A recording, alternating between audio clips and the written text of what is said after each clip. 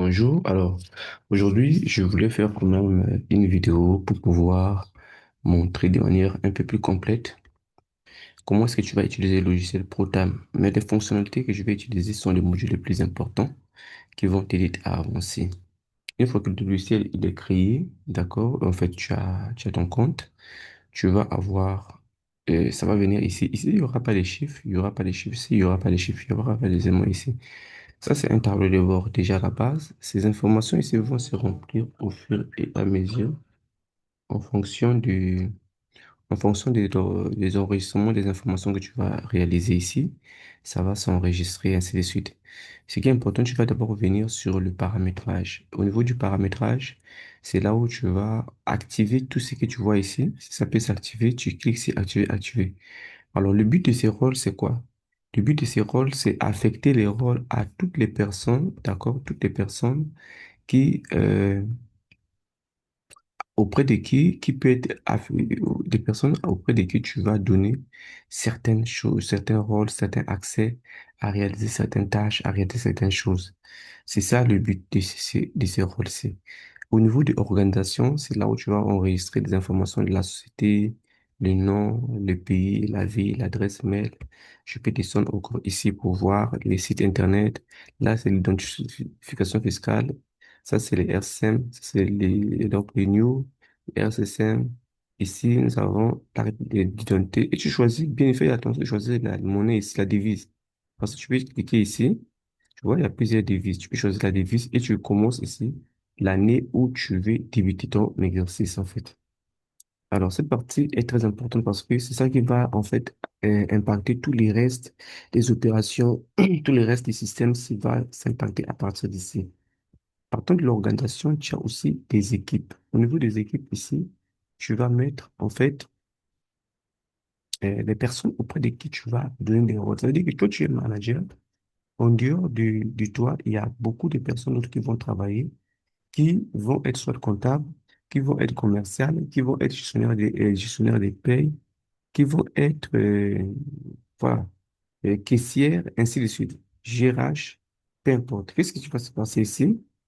Tu vas ici cliquer sur inviter. Quand je clique sur inviter, je vais mettre l'adresse email de la personne que je vais affecter le rôle. Soit il est commercial, soit il est ainsi de suite. Je clique ici, voilà. Et quand tu lui envoies un mail, le mail lui sera destiné. Et en ce moment-là, lui, il va recevoir et le mail, il va mettre son mot de passe et il va se connecter. Il n'aura l'accès que sur les informations. Ici, il n'aura pas l'accès aux autres choses, ni au paramétrage, ni au rien.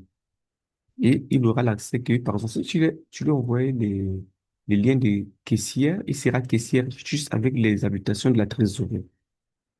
Ensuite, lui, il va se connecter et il va avoir les modules auxquels il va travailler.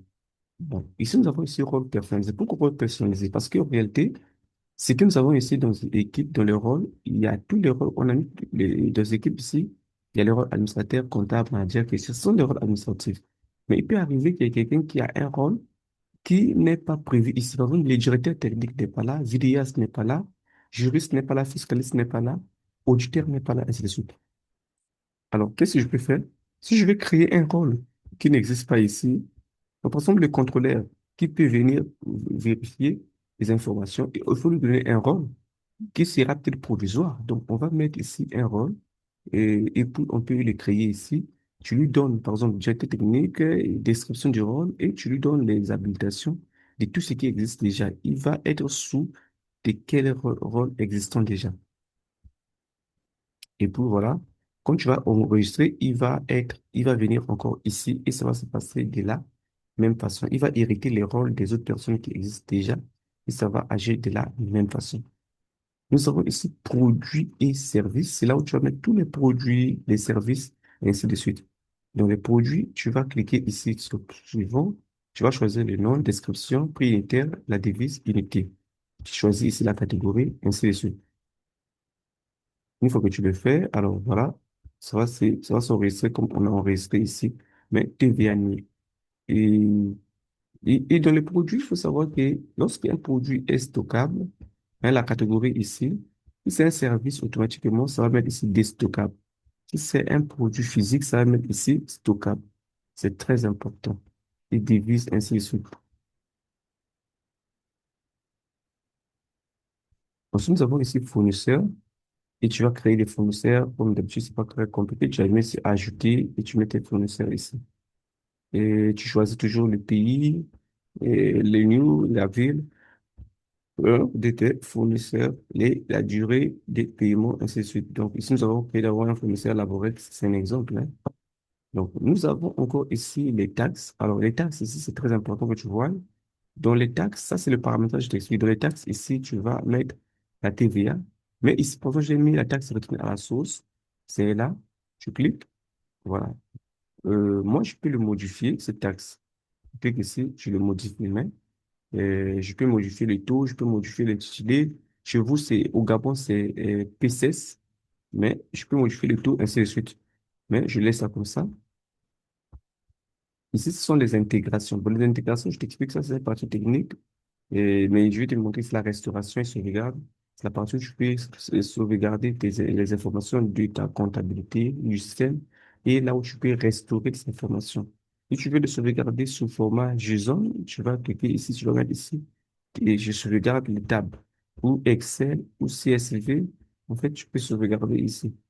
Si tu veux restaurer, tu cliques ici sur restaurer, et je récupère le fichier que je vais importer, et puis voilà, ça va venir ici. Alors, ça, c'est déjà ce côté que je te... Et je te montre ici la partie, euh, cette partie de réinitialisation. Je pense que je t'avais vu parler de ça dans des vidéos précédentes.